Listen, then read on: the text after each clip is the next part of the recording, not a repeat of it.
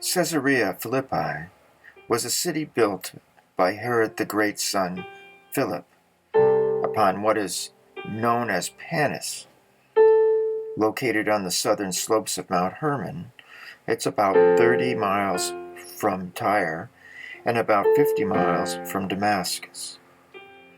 Panis was known throughout the ancient world for centuries as a place of worship of the heathen god Pan, a half-man, half-goat deity that resembles our modern-day cartoon of the devil. The words panic and pandemonium are derived from his name. These springs are one of 4 sources of the Jordan River, and the water is very pure. This is the place where Jesus asked the disciples, "Who do you say I am?" We are along the Syrian African rift. We drove along this rift, see, when we left the Dead Sea, and we came all the way to the Valley of the Springs. And it continues further on all the way to Turkey, the Rift Valley.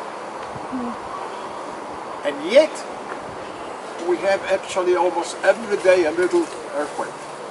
That it's not so terrible. We are waiting now for the big one. The last earthquakes that we had in Eilat, it's like a warning. We are coming, I'm coming. Okay?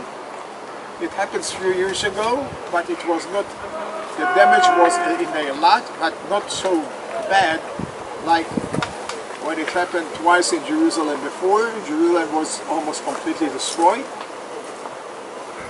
But this is the time. Every so many years we know that it happens. The earth is shaking. So, since who knows when, we saw the water flooding out a little bit below the cave. The temple to the god Pan, God's Pan, is a little bit, you will see it when you will walk out to take some pictures with the niches in the wall or in the cliff.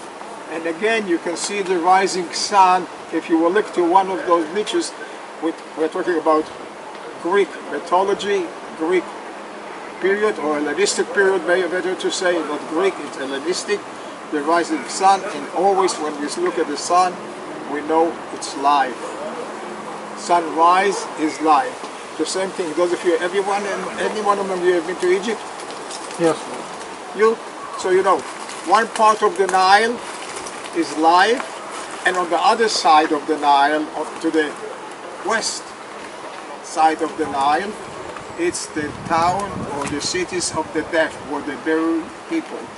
Sun sets, is dark. So the pyramids are always on the, and the burial places of the kings and the queens are on the western side of the Nile. The eastern part, sunrise is life. Same thing here. We are now where the sun rises, and I saw some of you, actually I took a picture of it this morning.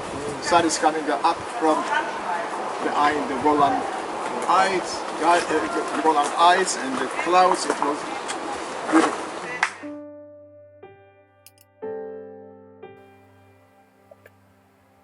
At the time of Jesus, this grotto contained a pool or well that Josephus described as beyond measure in depth, that no cord was long enough to reach the bottom.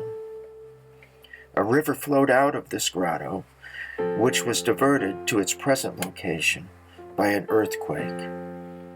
At the time of Christ, it was known throughout the ancient world as the river Styx, the pathway to the underworld. And this place was known throughout the world as the gates of hell.